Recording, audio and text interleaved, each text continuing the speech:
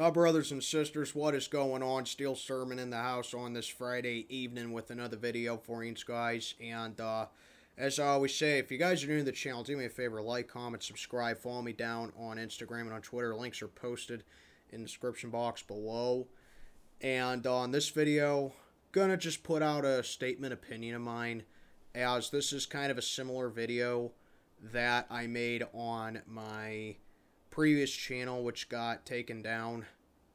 But in this video, I'm going to talk about Matt Canada a little bit. So this past season, it's no secret for those people that have been following me, I was kind of harsh on Matt Canada. And it's because the offense once again looked flat, it looked stale, it looked uncreative, it looked very it just looked lost. No identity.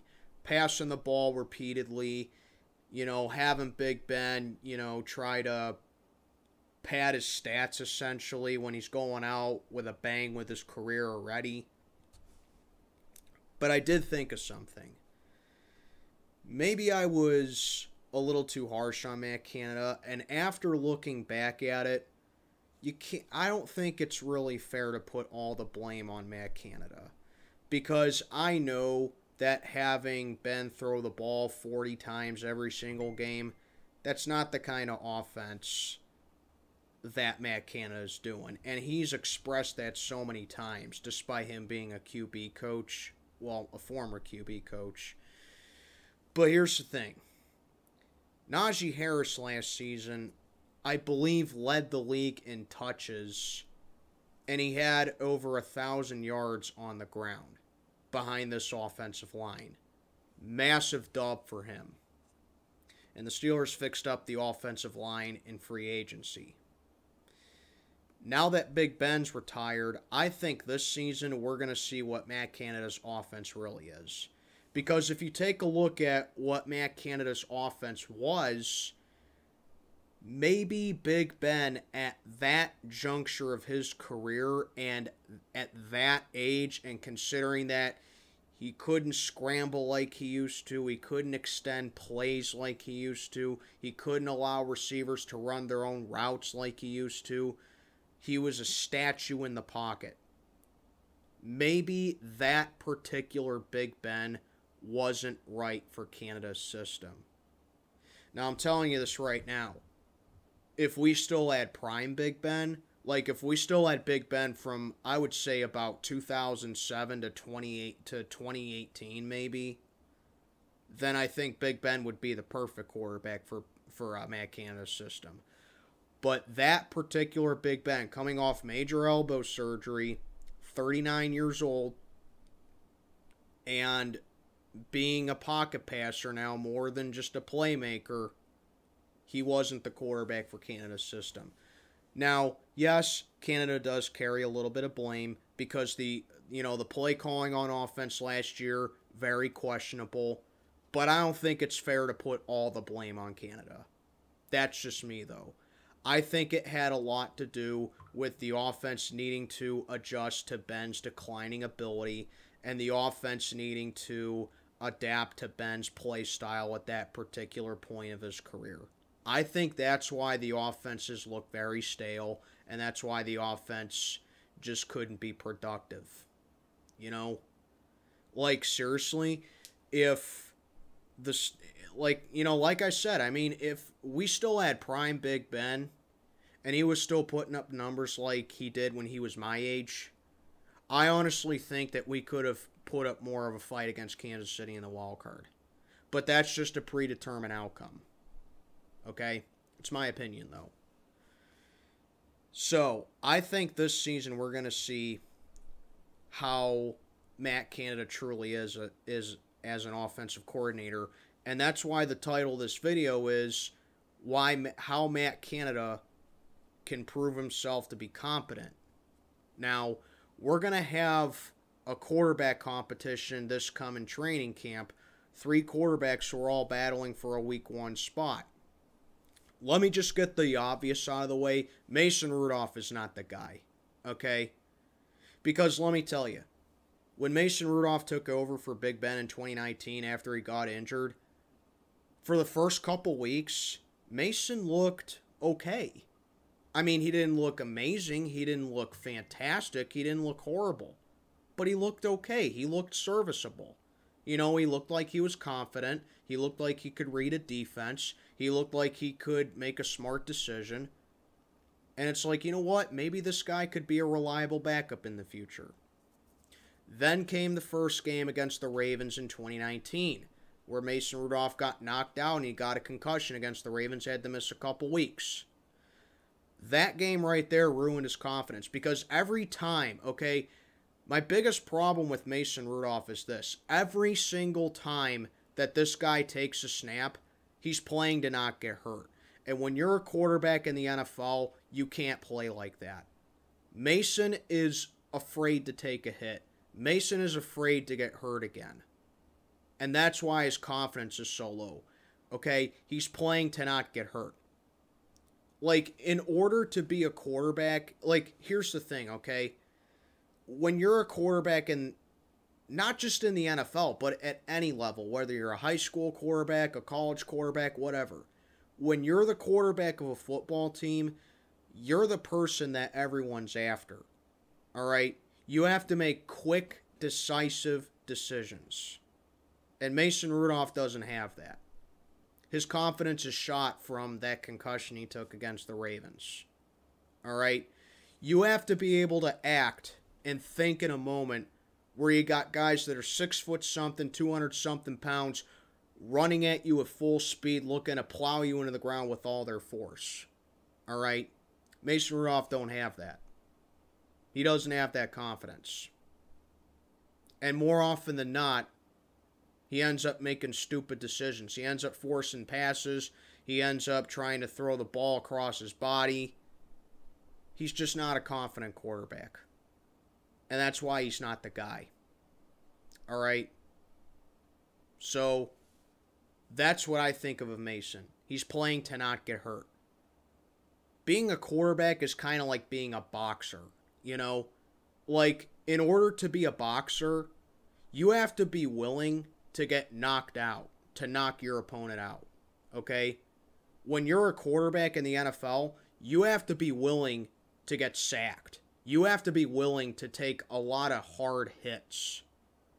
And if you get sacked and if you get hit hard, oh well. Get back up and keep fighting and call the next play. That's what a quarterback is. In boxing, if you get knocked out, oh well.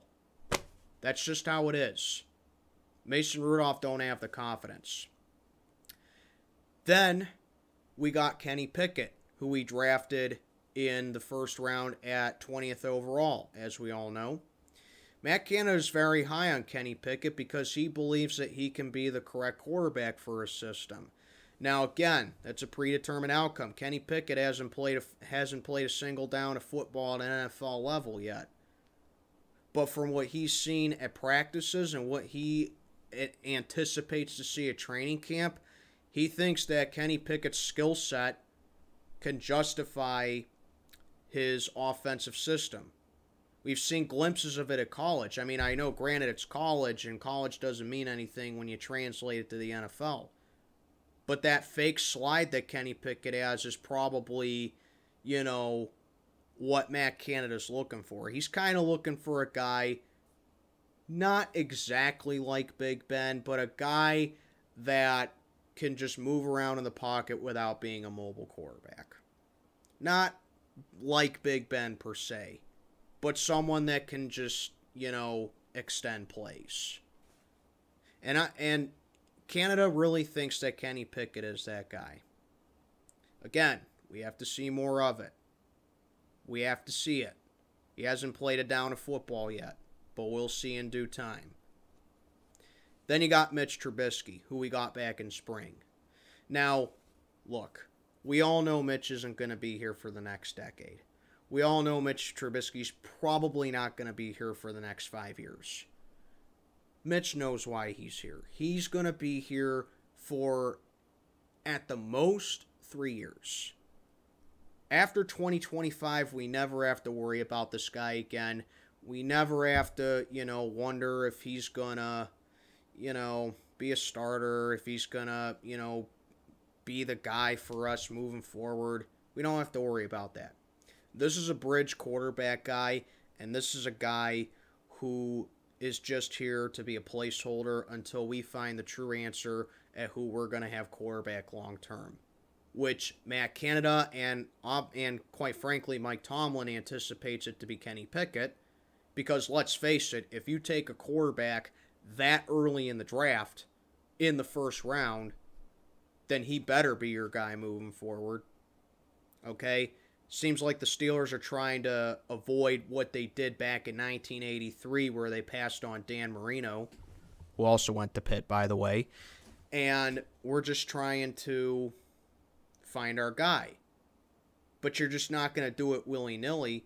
You're not going to find a guy right off the bat to replace a guy who's been here 18 years. The main point of this video that I'm trying to make is this.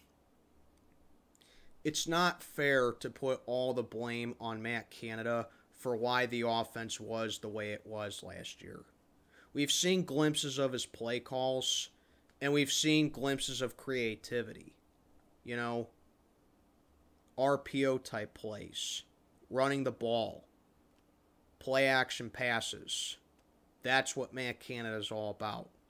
Big Ben, with his declining abilities at age 39, him being a statue in the pocket, not being able to run, not being able to move around anymore, not being able to make throws on the run like he used to, wasn't going to fit Canada's system. These two guys, Mitch Trubisky and Kenny Pickett, they have the best chances of doing it. Mason Rudolph, he had his chance to show it, but he just don't have it. So, look, I love Big Ben. He's one of my favorite Steelers ever. He'll always be one of my favorite Steelers ever, but we knew it was time for him to go. And if he was going to stay here for this year, which I highly doubt was going to happen, okay? But let's just say he did, just hypothetically. Our offense would probably be even worse. Okay? Father Time is undefeated. And it was Ben's time to go. Now we have to focus on finding what quarterback is going to benefit this guy calling the offense the most and structuring it the most.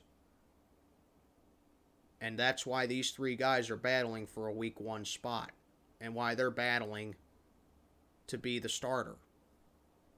So yeah, Matt Canada, I'm willing to give him another chance, because I don't think it's fair to put all the blame on him when really it was Ben. Well, not so out of context, An age 39 Ben Roethlisberger past his prime and can't extend plays anymore, not being the right quarterback for Matt Canada. And that's all I got to say for this video. Let me know what you think down in the comment section below about Matt Canada. And as always, like I said at the beginning, follow me on Instagram and on Twitter. Links are posted in the description box. This is Steel Sermon. Checking on out for the night. May God be with you all.